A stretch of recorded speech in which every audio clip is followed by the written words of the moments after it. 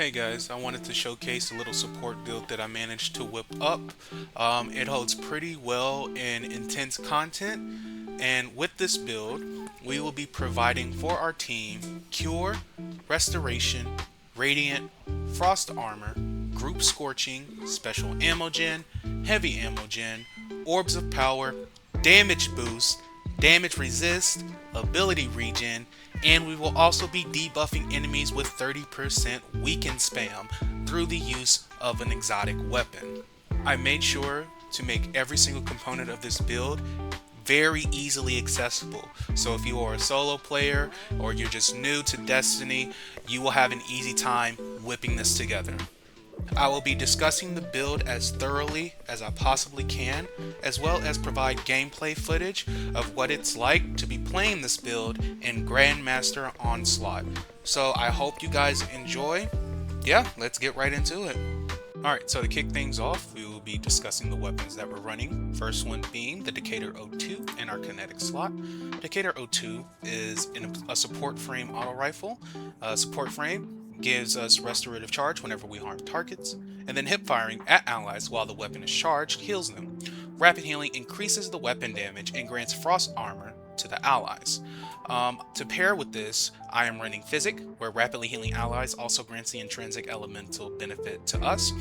That means that we also gain frost armor whenever we apply frost armor to the allies that we heal. And in the second, and then I guess the fourth slot, we are running Circle of Life, in which rapidly healing allies grants the weapon an improved period of increased damage.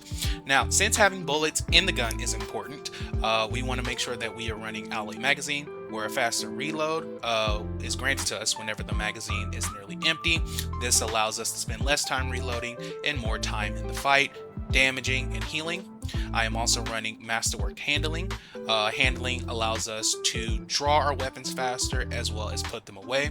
And as you will see later in the build, we will be swapping weapons a lot. We've got a lot of moving parts, so to make sure that we can whip this gun out in a moment's notice, it's important. It's very important. So handling on the masterwork, and for the second mod, I am running backup mag, which greatly increases the magazine. That means we have more bullets in our mag that we can expend through, damaging and healing. So those are the most important parts of the weapon. For the energy slot, I am running 7th Seraph CQC-12, which is a lightweight frame shotgun. This will help us in close quarters combat whenever enemies get up to us, and obviously having a shotgun at close range helps us secure kills. The most important perk for this is Heal Clip, where reloading after dealing a final blow grants cure to you and nearby allies, and you have additional time to perform the reload, which is extremely helpful because 7th Seraph reloads one bullet or slug, whatever, at a time. I'm also pairing this with Incandescent, where defeating a target spreads a longer lasting scorch to those nearby. This pairs well with a part of our subclass, which I will get to momentarily. You can interchange this with Chain Reaction.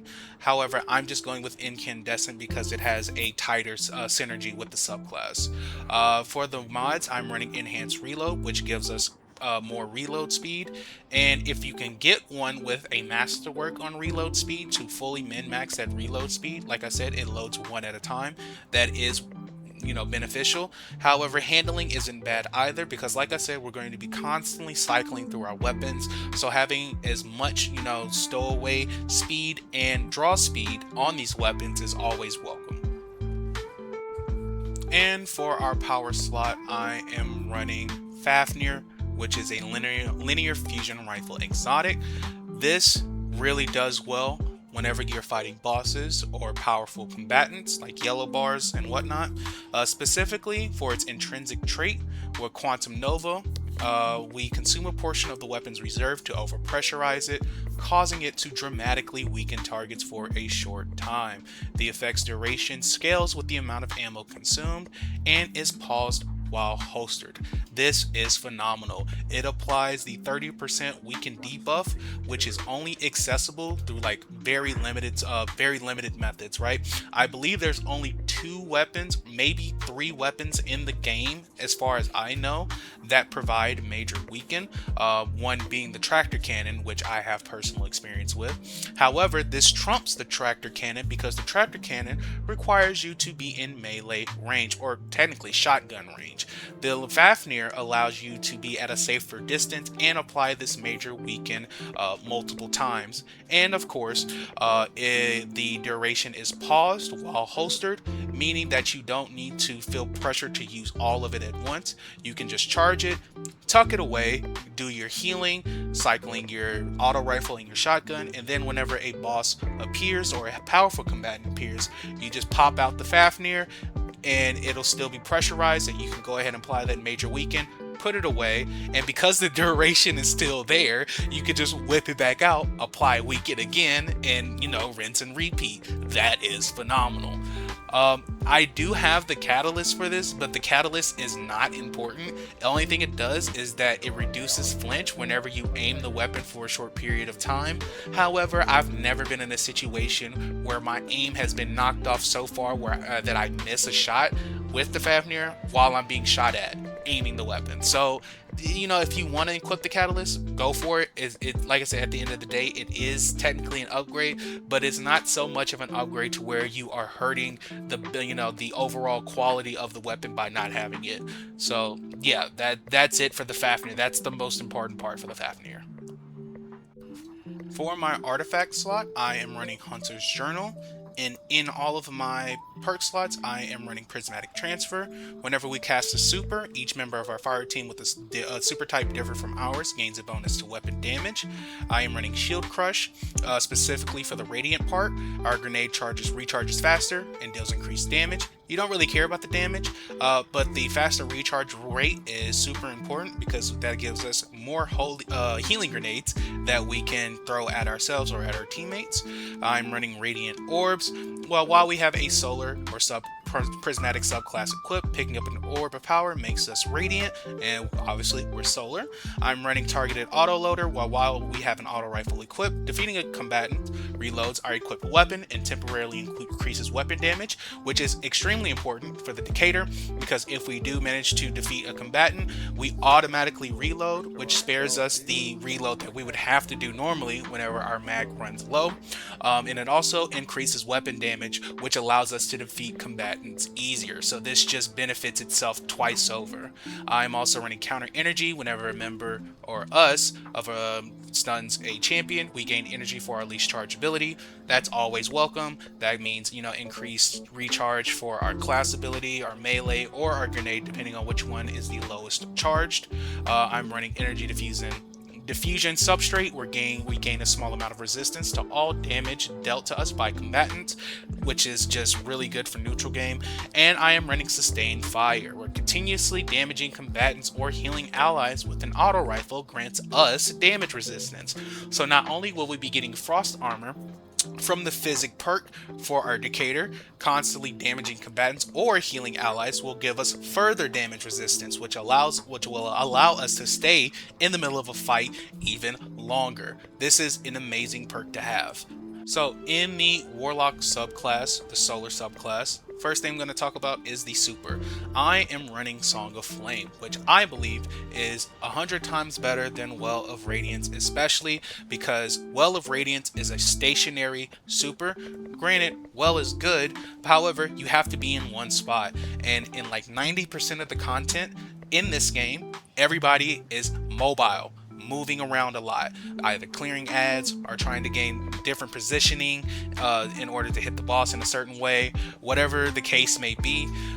In a lot of content that I have run, people don't really sit in the Well of Radiance, and if they do, they only sit in it for like a few seconds, which just defeats the point of me building up that super just for it to be wasted, or the majority of it wasted. Song of Flame deals with that problem by allowing us to be mobile.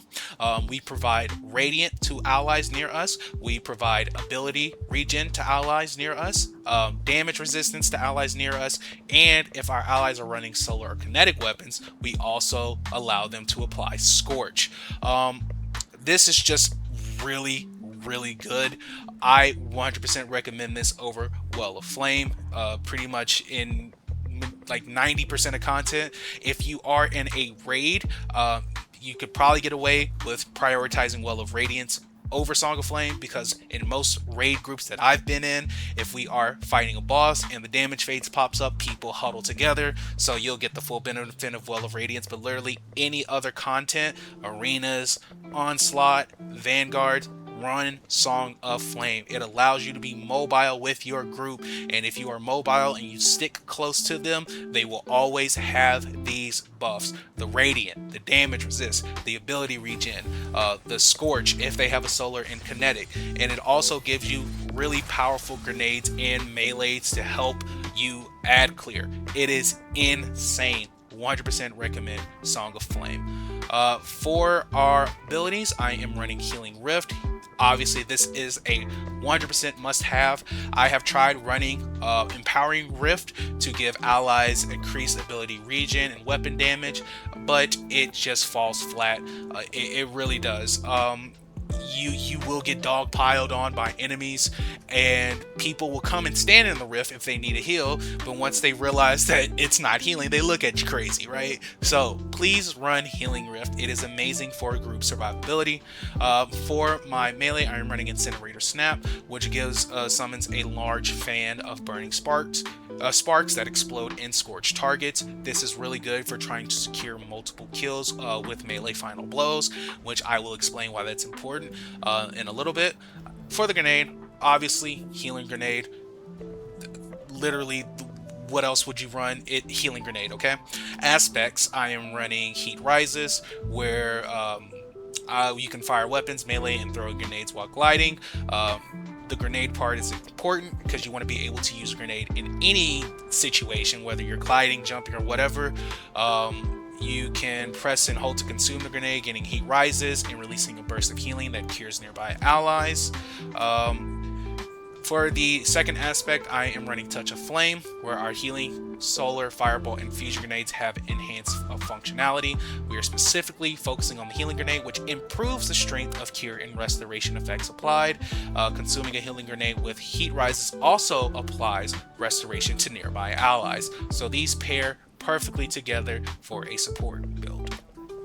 For the fragments, I am running Ember of Benevolence, where applying Restoration, Cure, or Radiant to allies grants increased grenade, melee, and class ability regeneration for a short duration. Since we are applying Restoration, Cure, and Radiant, we are just gaining constant ability regen for all of our abilities, right? Grenade, melee, and class. This is a must-have. For the next one, I am running Ember of Torches, where powered melee attacks against combatants make you and nearby allies radiant. So it's a good way to upkeep Radiant as well as proc Ember of Benevolence. I am running Ember of Mercy, where whenever we revive an ally, you and other nearby allies gain restoration, and picking up a fire sprite also grants restoration, and which pairs well into Benevolence. And for my fourth fragment, I am running Ember of Singeing, where our class ability recharges faster whenever we scorch targets. We'll be scorching a lot of targets with Incinerator Snap, so this pairs extremely well with Ember of Singeing. That gives us faster class ability recharge, and when you pair that class ability recharge with the class ability recharge that we get from Ember of Benevolence, you can see that we're constantly going to be having rifts. More rifts, more healing grenades, more support, right? That's the whole point of the build. Alright, for the most important part of the build, this is our magnum opus, our creme de la croupe, or however the hell you say it. It's the most important part, alright? This is what really brings everything all together. It's the Boots of the Assembler. I'm pretty sure you guys know about this, but I'm going to explain it anyway. Blessing of Order. Standing in a rift creates noble seekers that seek out allies and heal them. Standing in an empowering rift creates noble seekers that grant both you and your ally a damage bonus. When a noble seeker finds an ally, you gain class ability energy. And I really don't care about the hand cannon Lumina, but everything else is what really brings it together. So, like I mentioned, in the last part, the class ability regen, how it's just constantly stacking with the fragments and all of that. We also get class ability recharge from Boots of the Assembler whenever our seekers find an ally, and when our seekers do find an ally, they are healed and they gain a damage bonus. Do I really need to say more about this exotic armor? It is absolutely absurd. It is the exotic piece that brings everything together. No notes. You already know you gotta have it. You gotta have it. You gotta have it. Alright, for the stat distribution, the three most important stats for this build are Grenade, Super, and Class. And you want to make sure you have 100 in all three stats. You do not need to go over 100 because they will not benefit you in any way. The reason why is because we only gain ability cooldown for our Grenade and our Class once up to 100. Anything else only feeds into the enhanced benefit. And for the Super, we only gain a max amount of super energy from all sources once we hit 100. Everything else feeds into the enhanced benefit. And the enhanced benefit does not benefit us at all unless it is Class, which you really don't need because you have a ton of survivability with the build as it is. 100, 100, 100. You want to make sure you have 100 in Grenade, Super, and Class. You want to make sure you have a little bit in melee and a little bit in weapon. The higher you can get the melee and the weapon stats, obviously the better, but make sure it does not come at the cost of you hitting that 100 mark on your Grenade, Super, and Class. For the armor set bonus, I am running 7th Seraph. I wanted to make it the set bonus that I choose easily accessible, and also the 7th Seraph pairs really well with the build that we have right now. Final blows with area of effect damage, solar abilities, 7th Seraph weapons or Ikilos weapons grants us Warmind charges. Each stack of Warmind charge increases our weapon and grenade stat. That is the 2-piece. We really don't care about the grenade stat gain that we get. However, the weapon stat helps us out a ton because that gives us more reload speed and handling speed if we're obviously not at 100. It also gives further damage, but I really want to focus on the reload speed and handling speed. And this will be very easy to proc because we have solar ability, we have the melee that is dealing the final blows, we have 7th Seraph weapon, the shotgun, which can deal final blows, and if your 7th Seraph weapon also has chain reaction, that counts as area of effect damage, which gives you a third way to gain the Warmind charges. Really good 2-piece to proc, and it gives us, like I said, weapon stat. The 4-piece, while we have more mind charges, defeating powerful combatants, which are yellow bars and orange bars, destroying a construct, or destroying a tangle, releases a solar detonation that damages combatants and heals allies. So that is more AoE damage, as well as an AoE heal. If you are running with, a stasis build, like another person who has a stasis build or a strand build, and they're constantly popping those stasis crystals or they're constantly spawning in those tangles, destroying those will also help you proc that 4-piece as well, and you won't have to depend on defeating powerful combatants. This is just really good for the build that we have. It can be easily procced. Both set bonuses can be very easily procced. I'm sure there are better options, but for something that is easily accessible to most of the community, I don't think there would be a better set to run. If you wanted to try to push for some kind of raid armor set, something that gives bonus ammo gen or orbs of power or whatever, you can, but starting off, I would highly suggest the 7th Seraph set. For the head armor mods, I am running Special Ammo Scout, and whenever we fill our special ammo meter, it also creates a smaller brick of special ammo for the allies. Heavy Ammo Scout, which does the same thing except for heavy ammo, and I'm also running Powerful Friends, when collecting an orb of power causes nearby allies with at least 1 armor charge to gain an additional 1. And I have +10 class in the general armor mod. For the gauntlets, I am running heavy-handed. your powered melee final blows create orbs of power. I am running Focusing Strike, which grants class ability energy whenever you cause damage with a powered melee attack. You don't need to deal the final blow, you just need to deal damage with it.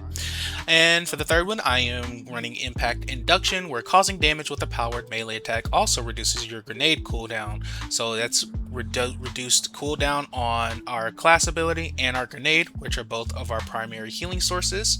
For the general armor mod, I'm running plus 10 grenade, and with a plus to super and a minus to health. For the chest armor, I am running Concussive Dampener and reduces incoming area of effect damage from combatants. And I'm going ahead and I decided to run melee damage resistance, since we will have moments where we will be in shotgun range. Enemies will try to bum rush us, and it just helps us when we are in a bind, to soak up and resist as much damage as possible, especially if we are in the middle of recouping from a lot of damage using a healing rift. So I personally run melee damage resistance. If you feel like you want to run one of these more one of the elemental resistances, you can, but I just do melee damage resistance. And obviously for the third slot, it's whatever elemental resistance you want to run. I tend to run into solar a lot, so I run solar as the general one. For this armor mod, I am running Grenade mod, which is plus 10 to grenade stats, and then the other one I am running plus super with a minus to health. For the leg armor, I am running Absolution, which reduces all ability cooldowns each time you pick up an orb of power. I am running Insulation, which reduces class ability cooldown each time we pick up an orb of power. And I am running Orbs of Restoration, where picking up an orb of power grants a small amount of energy to your ability with the least energy. This can be swapped out for Innervation if you want to focus that primarily into your grenade cooldown, but I tend to have a little more, consistency or whatever with Orb of Restoration, so this is what I personally run. In this one, I am running a plus 10 class mod, and right next to it, I am running plus grenade minus health. For the Warlock Bond, I am running Powerful Attraction, which automatically collects nearby orbs of power whenever you activate your class ability, which you will be doing a lot. I am running Distribution, which reduces all ability cooldowns when using your class ability near targets, which you will be doing a lot. And I am running Bomber, which reduces grenade cooldown when using your class ability, which you will be doing a lot. I am running plus 10 class, and I did a last second adjustment and pushed it went from balance tuning to plus melee minus health, because it still kept me at 100 grenade, so I just decided to go ahead and bump up the melee to 81. So yeah. Well, I think that pretty much covers the build details. I've had a lot of fun doing this, running this support build. I originally was going to hold off until I finished the Divinity quests from Garden of Salvation, but it is extremely difficult to find people who want to do the quest alongside the raid, so I settled with Fafnir, and I think I made a pretty solid choice. I'm now going to be showing you some highlights from me running this build in Grandmaster Onslaught like I promised. And if you have any recommendations to further enhance this build, please let me know in the comments. I want to make the ultimate support build, so any help is appreciated. With that being said, I hope you guys enjoyed the video, and I'll see you in the next one. Peace.